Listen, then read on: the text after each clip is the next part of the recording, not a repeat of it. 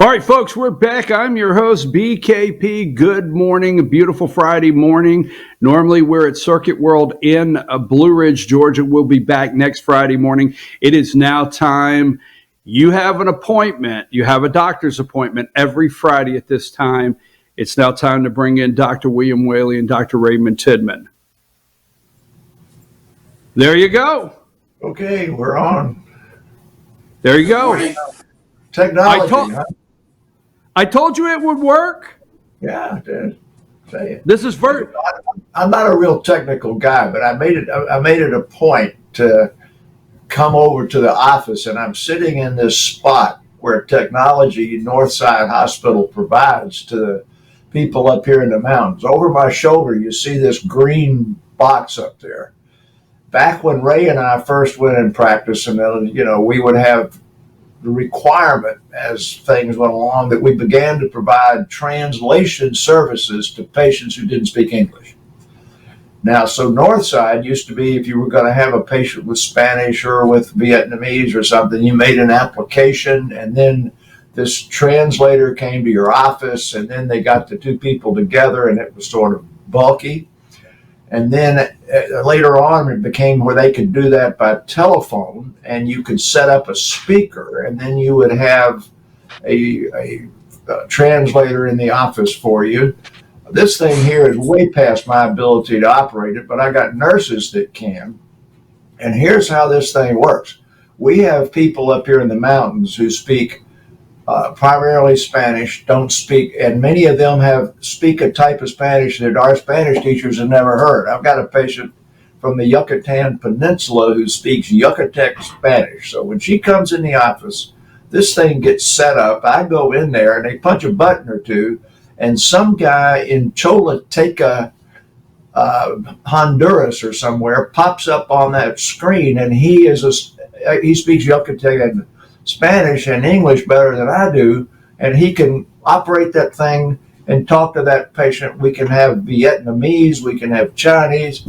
So this technology, I'm acting like I don't know anything about it. The truth is, I don't know anything about it, but my people do. So this is an example of my people sitting me down here and turning all this on and telling me to open my mouth. There you go. There you go. Now, Bill, there is... You do speak oncology ease. Yeah, right. But I don't do tech. Okay, so all right. So Dr. Whaley, now our producer is listening very closely. He's got his headphones on.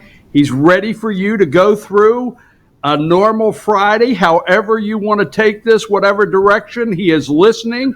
He will put stuff, just for you folks at home, he'll put stuff over the screen that they can see at home, but it doesn't take you away. Just keep talking.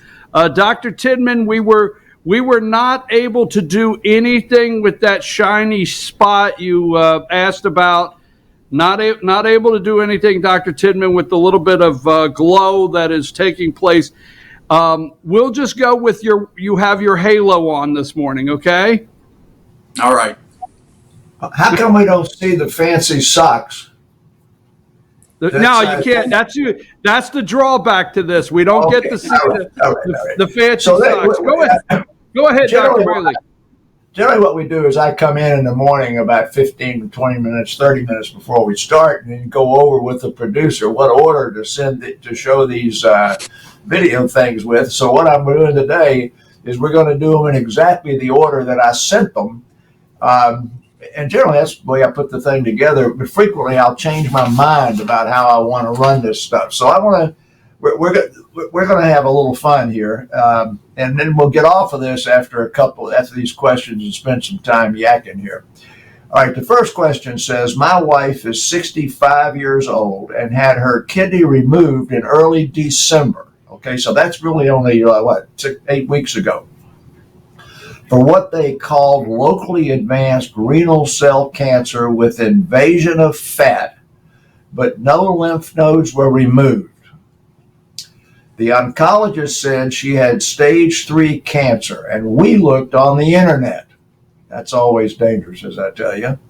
And the 5-year survival is 53%. He, I guess that's the oncologist, suggested she take Katruda to prevent recurrence and said that this was relatively newly approved. Your recommendation, ? Well, BKP, knowing me like you know me, what's my recommendation? Excuse me? Follow the doctor's orders? Yeah, follow the doctor's orders. Okay, that was safe. All right. So put up that first one. This came right off the internet.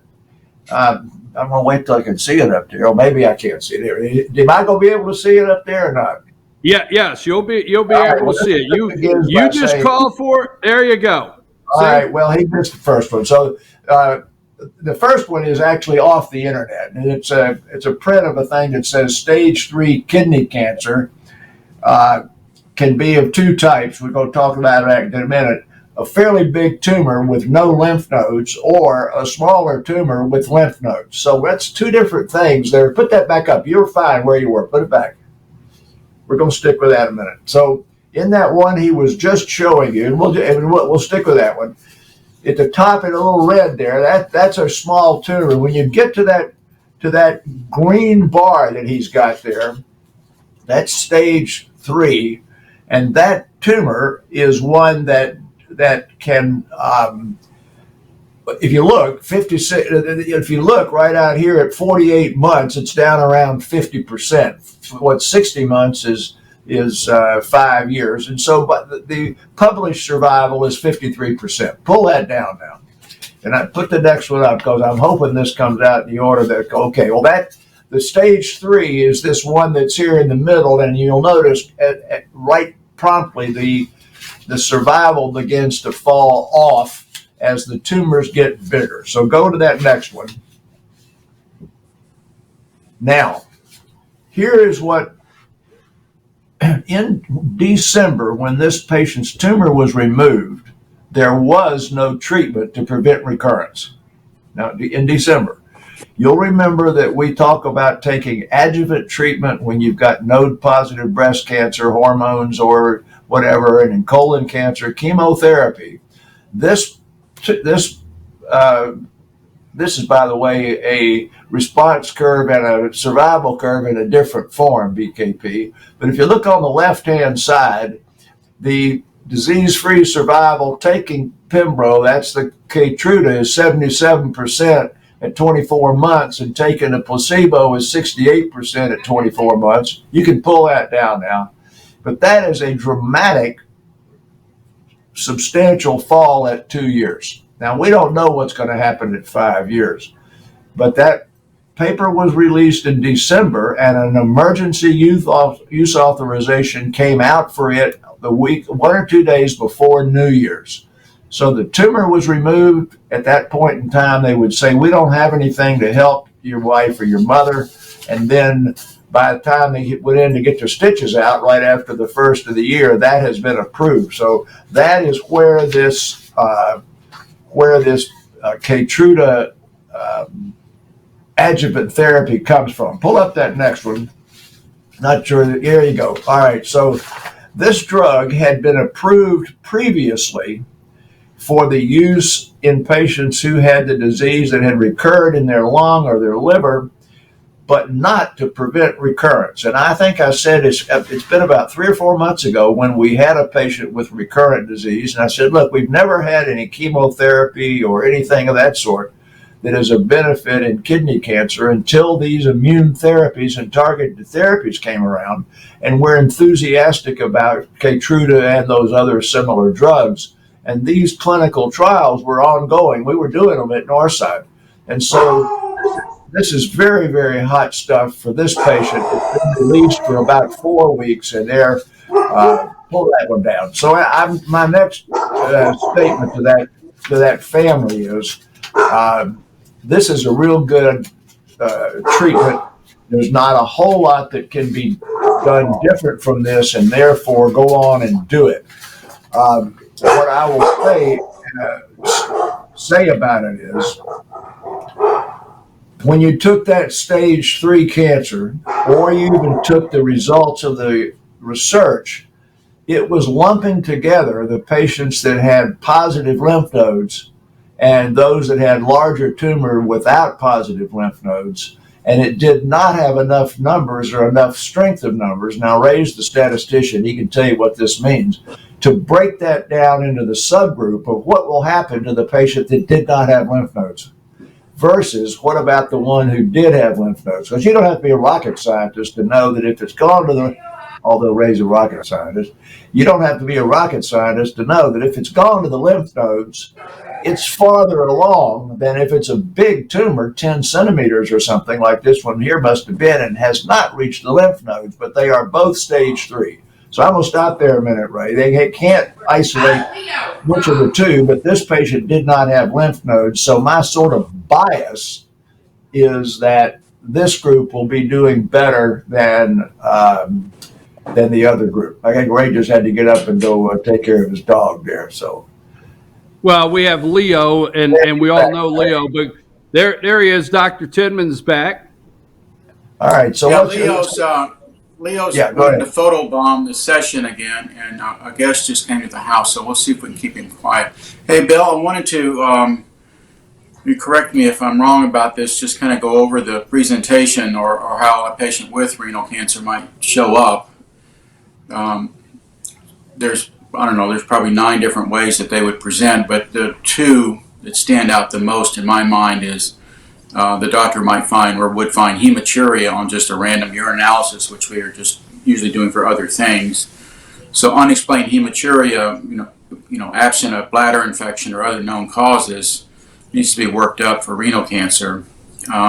Later on, they might present with low-grade back pain, particularly the guys who tend to tolerate more pain than they should. So a patient coming in with unexplained back pain, they haven't been injured or anything, and they're just kind of holding their flank, should get additional workup. Occasionally a patient will have unexplained fevers. That is a difficult thing to work up because there's so many causes of fever. Those are the 3 that come to my mind. Any on your mind, Bill? No, but I'm going to tell you, you're exactly right. The idea that people aren't, I had a patient that yesterday, a very healthy person, teaches hot yoga and all that sort of stuff, that has not seen a physician in 6 years, and then had an issue and has a condition that, in my opinion, if they'd been going and getting health hazard analysis at some reasonable interval, patient was 64 years old, so I'd say a reasonable interval, absent hypertension, absent anything else, to go in and see a primary care doc and get your blood pressure and your blood sugar and your urine checked and stuff would not be any longer than 2 years, might even be every year. And this patient had not seen a doctor since they'd gone through menopause, 15 years ago. So yes, I think most frequently, if you're going to find this relatively early, it's going to be because somebody had a urinalysis checked. They might have fallen off a horse and been in the ER and had a urine checked, or preferably they went to their primary care doc and had a urine checked as portion of their examination, and there's red cells in it, and that's early. Now, a little bit later is they have pink urine, and they say, oh, that ain't right. And they go in to see the doctor because it's gone far enough along for them to have a major bleed. So if you're going to do it early, you want to go to the doctor first, so that you're just shedding a few red cells that you can't see. That doctor finds it by doing your urinalysis. The second thing is that if you start having urinary blood, don't stay home and say, well, maybe I hurt something, I strained myself. So you're right, Ray. It's a primary care doc that makes this diagnosis, and hopefully it'll be frequently because they went in and got tests. Okay, is that closing up? Got you silent over there, BKP? No, I'm just waiting when you're ready to move on. When you and Dr. Tidman are ready to move on. Now. All right. So, folks, we want to thank Georgia Cancer specialists affiliated with Northside Hospital. We appreciate them every week. We appreciate you tuning in this morning to our special edition of Ask the Doc. As we're all in different locations this morning, we're going to get to, now it's time for question number 2, Dr. Whaley. Yeah, this is going to lead us into a discussion that's going to last forever, and Ray's got a lot more to say about this than I have. But this question I have heard in various forms, I would say, in my practice, 10 times in the last 2 weeks. Ray probably hears this thing every 4 or 5 times a day because he has a particular reputation for having knowledge and expertise in how to advise patients about this COVID epidemic and about treatment of symptoms, or about the use or not use, and when they ought to take the COVID shots or not. And actually today there was a recommendation that people who have immune suppression take a 4th shot. We won't get into that yet, but this says my brother has chronic lymphocytic leukemia and is in a good partial remission with the Bruton drug. Now, we have discussed that frequently, and chronic lymphocytic leukemia becomes a chronic disease that can go on for decades with the use of the new targeted therapies. All right, he has had Rituxan and has been treated for 6 years, so he's doing well. When he was diagnosed, he was near death with hemolytic anemia and was working in China as a diplomat. You have discussed his case in the past. I think Ray probably remembers this case. This guy's obviously a citizen of the world because he was working in China 6 years ago when he almost died. It says he is also a German citizen and is living 50% in Germany and 50% in Georgia. In Germany, he has had a total of 2 extra COVID shots, plus the Pfizer series he got in Georgia. He has to have an electronic COVID passport with him at all times in Germany, and has to have a negative test to go in restaurants or get on a plane. Now, I had a patient from Germany in my office in Atlanta last week who showed me what this is not just a photograph of your little thing we get here in the United States. This is a updated electronic thing where the Germans are, test following everywhere you go, and it has to be updated with one of these electronic things every 48 hours, and then it's presented before you can go into any store. You can't go into a grocery store without showing this. And they are limiting every store, everything to 10 people. So you can't have your family in your house if it's more than 10 people. So anyhow, he has to have this electronic passport, has to have a negative test. Oh, he has to have a negative test and the passport to get in a restaurant. He is returning to Georgia in 2 weeks to see his oncologist. What should his family do to support his 3 months with us? That's the question. We have no children in our home, and we have been immunized and boosted. Well, first thing I'm going to do is talk quickly about chronic lymphocytic leukemia, about the Bruton drug, and how this guy is basically cured for the long haul. Start putting those things up now. We'll go over this relatively quickly. All right. Now pull that one down. That's the old one that came off of it. That one came. That's your kidney one. So this is where we're having a little bit. No, that's kidney again. See, this is where we would pull those out the other day. Okay, this is a quick algorithm. I'm not going to make you look at it, but that's chronic lymphocytic leukemia at the top. Pull that one down and go to the next one. I'm pretty sure this is where we want to go. All right, here's something that's really should be emphasized. Up at the top of this, you've got blood stem cells. You've heard about stem cell transplants. These stem cells can mature in any direction. Myeloids over there on the left, those become red cells, platelets, and white cells, and the leukemias on that side are totally different than the lymphatic ones. You go to the opposite side, that's a lymphoid stem cell. You get down to the bottom, and here's where you've got the immunity cells, T lymphocytes, natural killer cells, and B lymphocytes. And chronic lymphocytic leukemia is a leukemia of that B lymphocyte that's on the left-hand side. Show me the next one.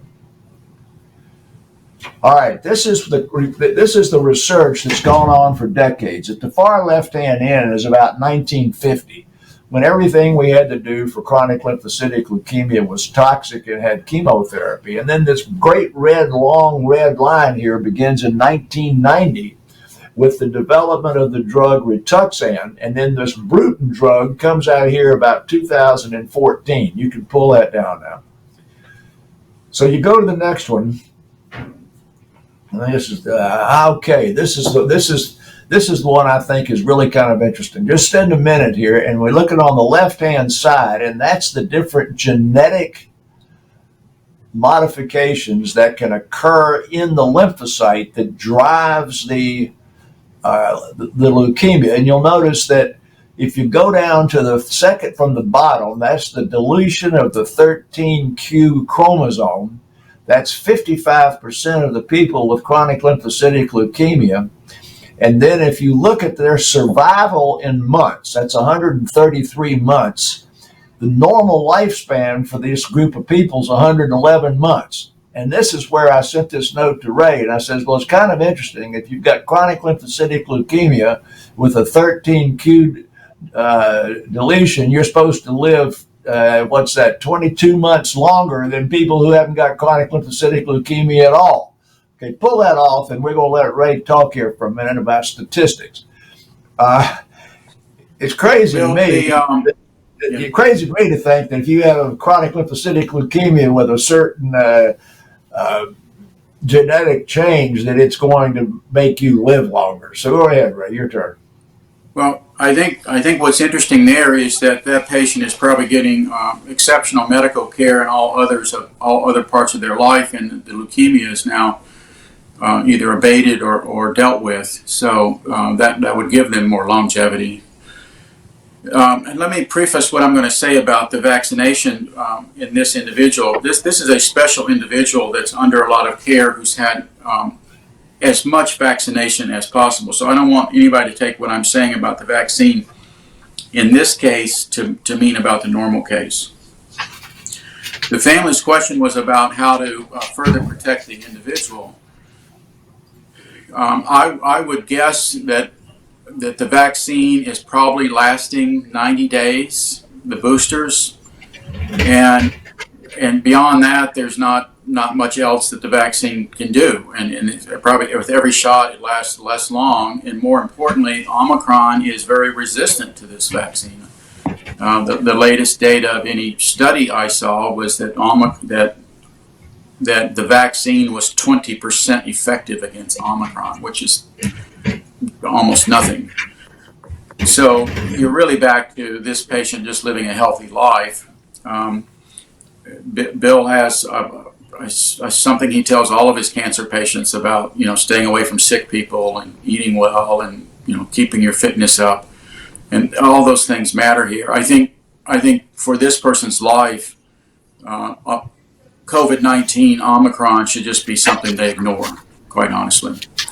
They've done everything they can, and as long as they follow the usual oncologist recommendations for staying healthy and staying away from infectious diseases, they need do nothing else about this current virus.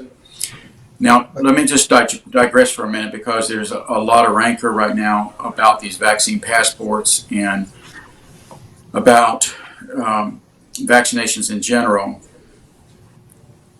I'm saying what I'm saying. This is not maybe standard of the consensus from the large three-letter organizations in our country, but basically, I think that vaccine mandates, vaccine passports are antithetical to America. They have no business. We have no business telling other people how to live their lives. We have no business trying to make people put things in their bodies that they don't want to put in their bodies. And it's all individual free choice. I think at our core, Americans demand that.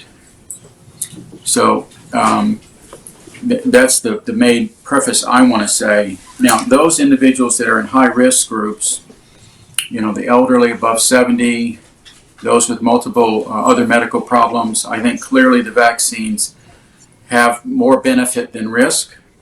And those patients should seriously consider getting the vaccine and following the recommendations. I evolved further that under that, it is. This patient has had 4 vaccines. Yeah.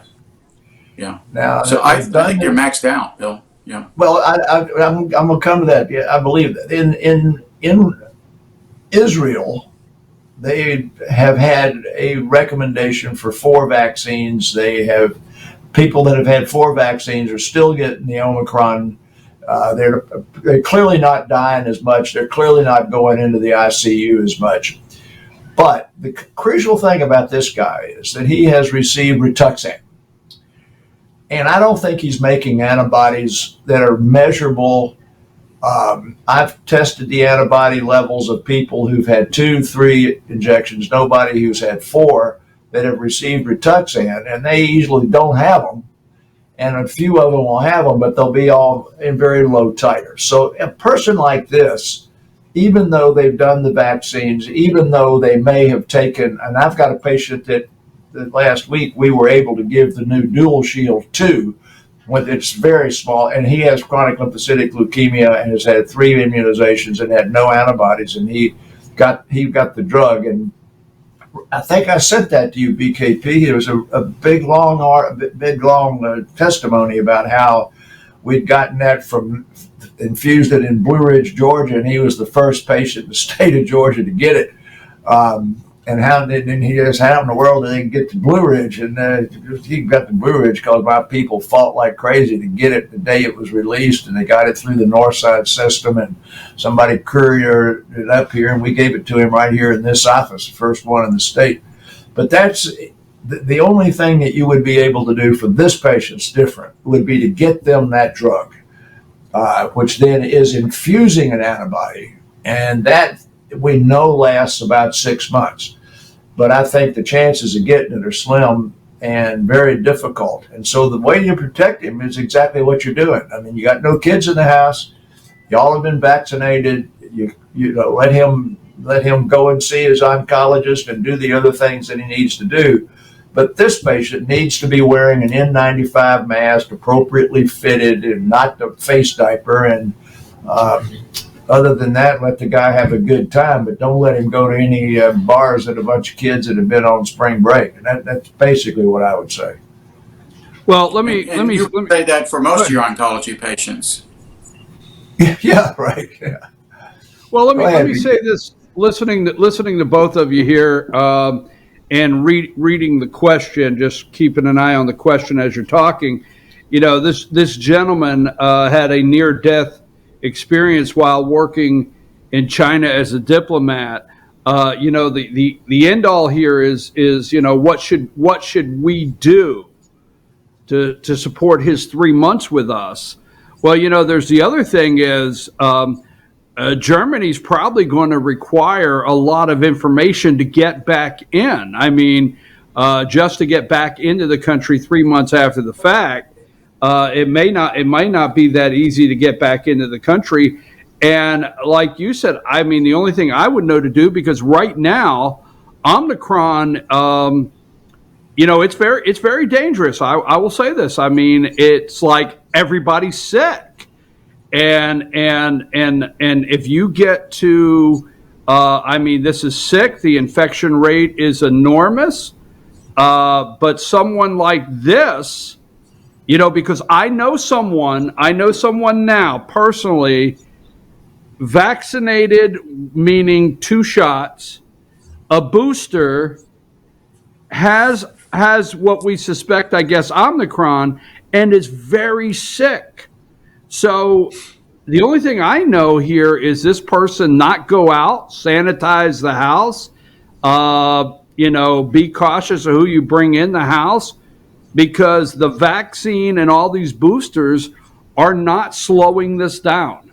And for those that are saying, well, it's the unvaccinated, that is not true.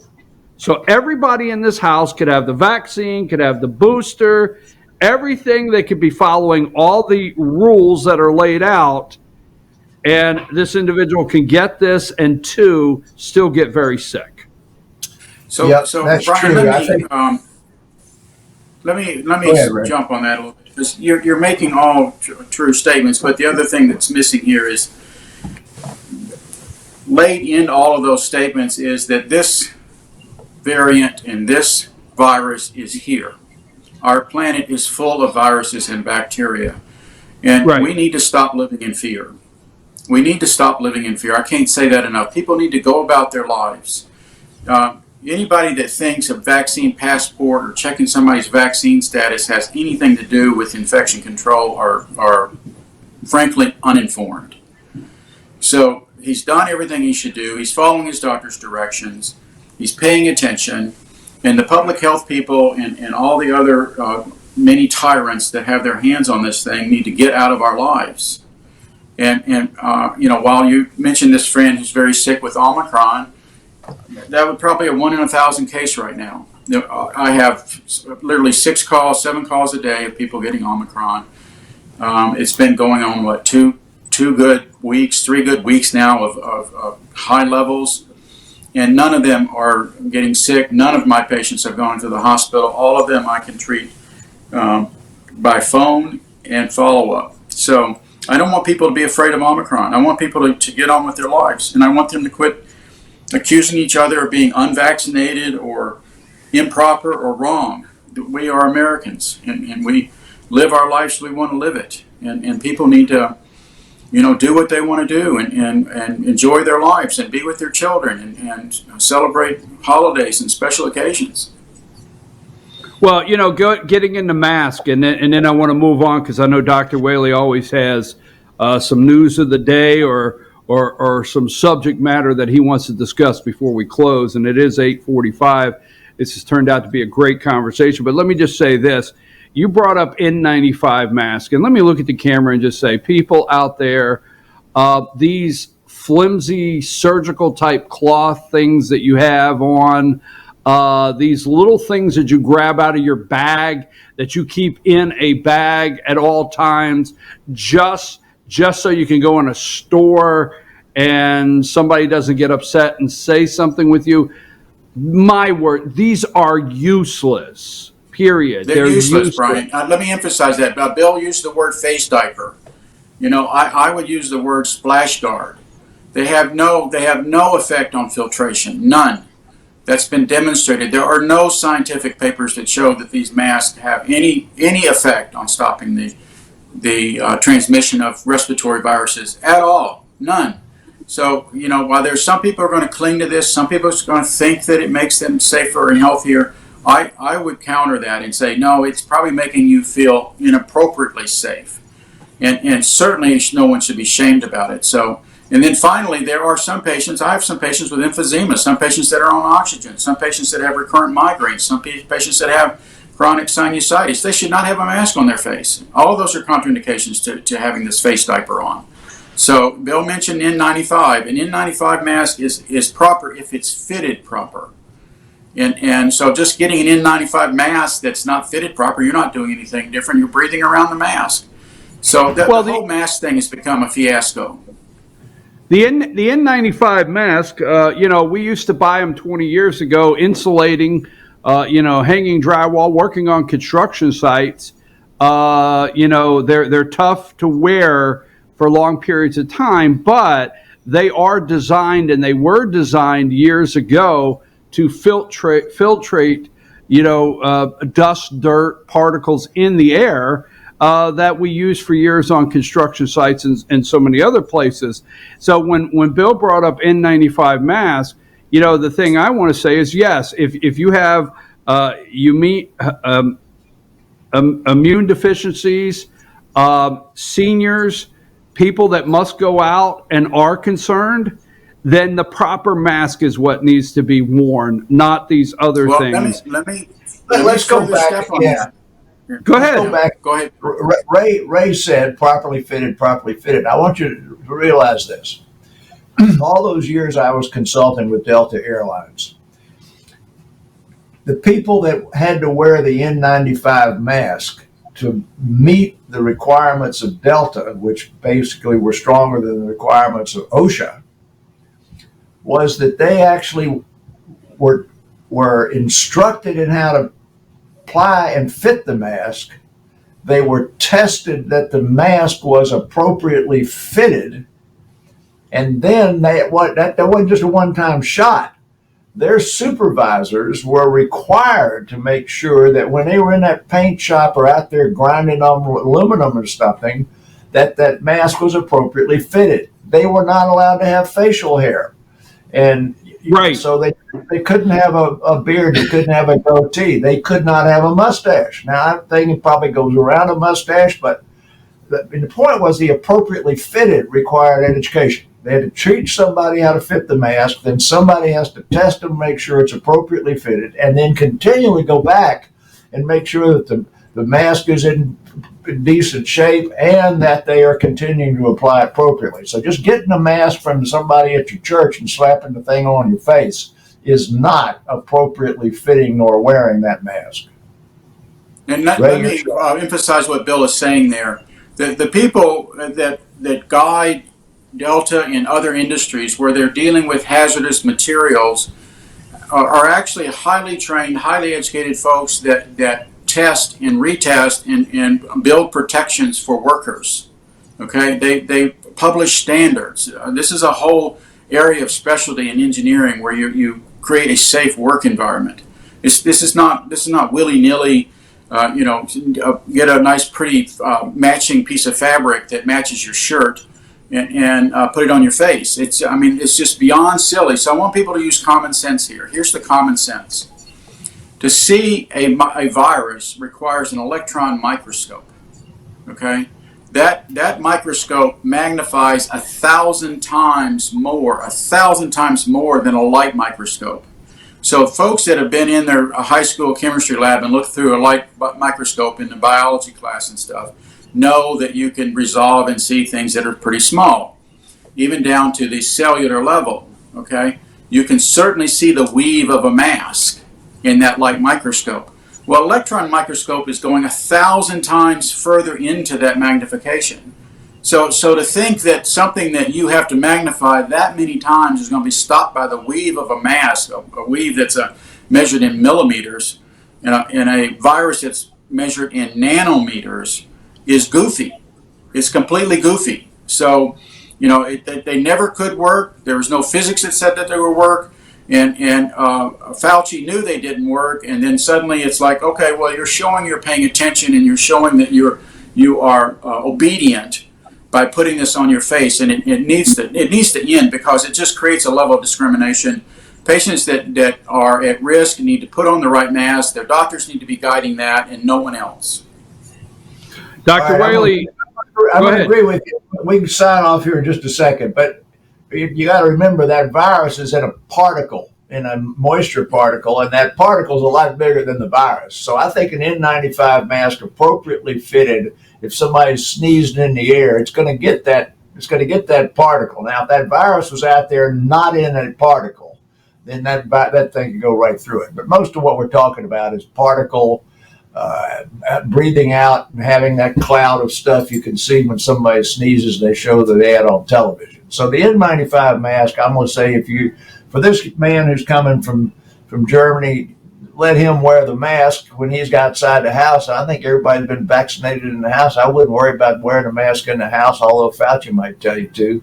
And he's already had that fourth vaccine that the FDA came out with today and said that our immune people ought to have the fourth vaccine. I'm not going to argue with them, but we showed in Israel already that it did not prevent people that have been vaccinated 4 times from getting this new variant. I think it is preventing some of them from ending up in intensive care and dying. But the death rate from the virus in the last 2 weeks for Omicron has been substantially bigger than for Delta as they have done genetic profiling. So people are dying from Omicron, just it's a smaller number than would have been dying from Delta before. It was a smaller percentage. All right, Dr. Whaley, do you have anything else from the week in review and news or anything out there? Well, because I have something else if you don't. Go ahead. Okay, they still have to have blood.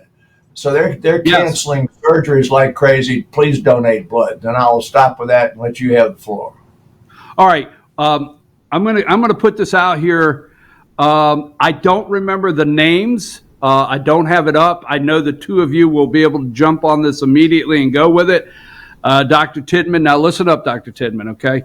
So I happen to be down here. I would say Usually I'd like to say I'm in sunny South Florida, but it's not. It's supposed to be 30 degrees this weekend, and I think you can imagine the people in South Florida, they're walking around with winter coats on. So anyhow, so spending a couple of weeks with mom here. But that being said, in the news this past week, the government has cut back on the therapeutics here in Florida, saying that studies say that they're not effective against the Omicron virus. Now, I know the therapeutics they're talking about, so I want you to get into that. And second, how can we have a study this quick to say that these therapeutics in Florida that they're backing out of, saying, to stop using it, is not effective? At the same time, they're still asking you to get a vaccine that's not effective against Omicron. What say you on the blocking of those two therapeutics this week in Florida, Dr. Tidman? Well, I mean, it speaks to the nonsense that this illness, this epidemic, was turned into a political battle, and should have never gone there, and it should stop being there. Now, I can't speak to whether anybody had legitimate data, but you're hinting at something that's very clear. If they're quick enough to say that one or two of the infusible antibodies treatments is ineffective against Omicron, they certainly could come out because they have massive data to show that the vaccines are ineffective against Omicron. So why one and why not the other one? I think it's politics. What say you, Dr. Whaley? I think they're entirely correct. Those antibodies were directed and made against the original virus, not against the Delta variant. Then they were tweaked a little, and they were working with the Delta variant. They don't have any. So you can do this very quickly, BKP. All you have to do is go to the lab, put the virus out there, put the antibody with it, and see if the antibody kills it. That can be done with raised electron microscopes. So they can do that study in 2 or 3 days. And therefore it does not work. Now, as I said, there's a drug that's out now that is extremely difficult to get and can only be used in people with immune suppression, organ transplant, or malignancy, that is shown to be substantially effective and about 95% effective against Omicron, but it's very rare that you can get it.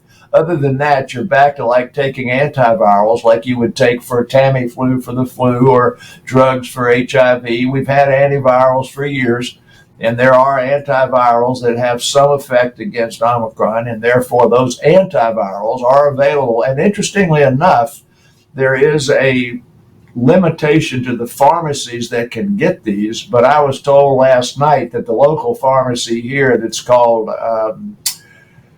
Southern Drugs actually has a supply of both of those antivirals that have been released as of this past week, and are on limited supply.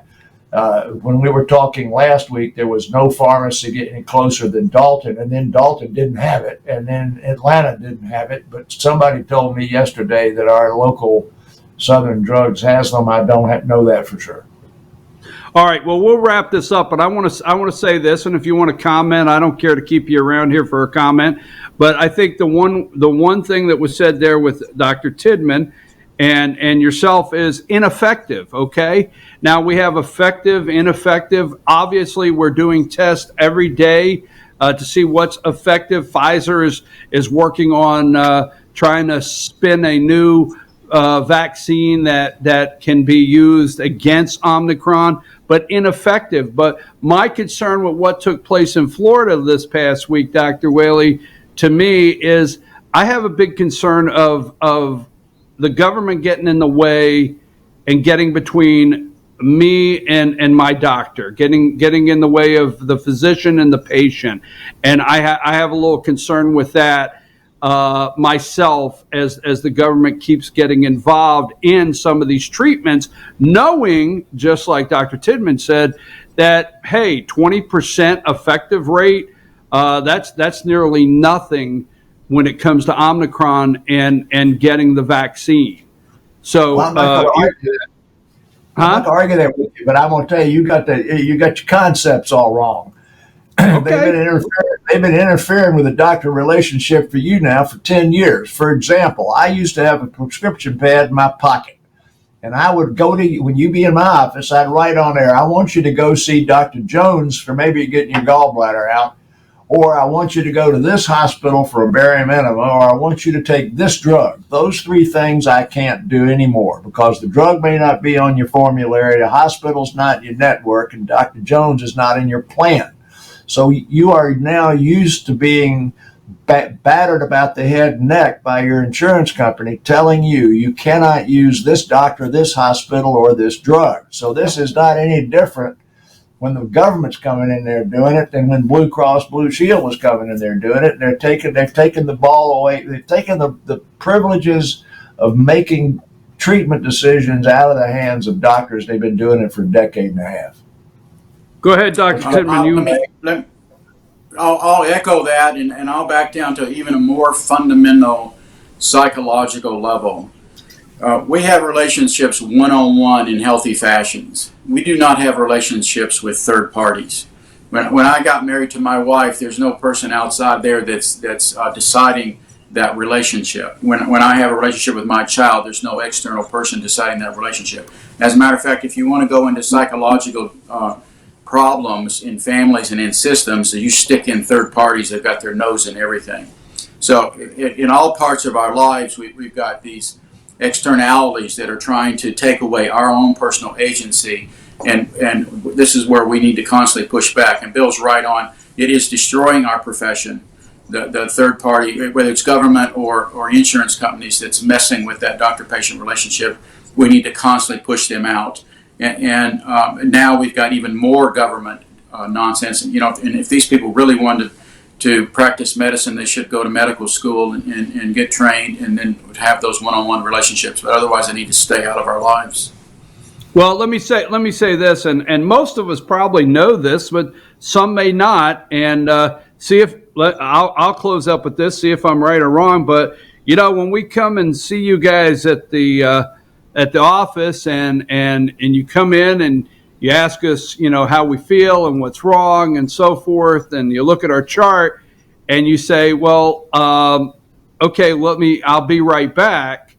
Usually what you're doing is going out of the room and getting someone within your office to start getting all the clearances. What hospital can I send this person to?